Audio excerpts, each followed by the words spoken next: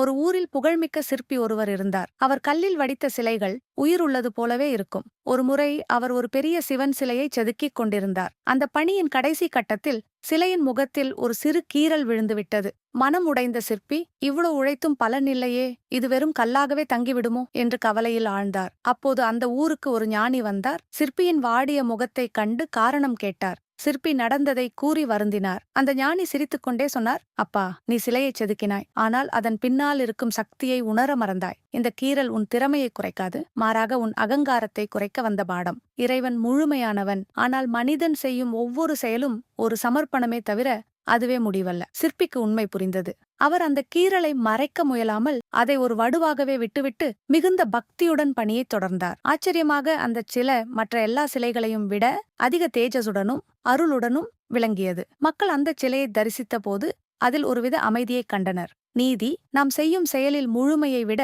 அதைச் செய்யும் எண்ணமும் பக்தியுமே முக்கியம். குறைகளை நினைத்து வருந்துவதை விட அவற்றை இறைவனின் விருப்பமாக ஏற்றுக்கொண்டால் மன அமைதி தானாக வரும்.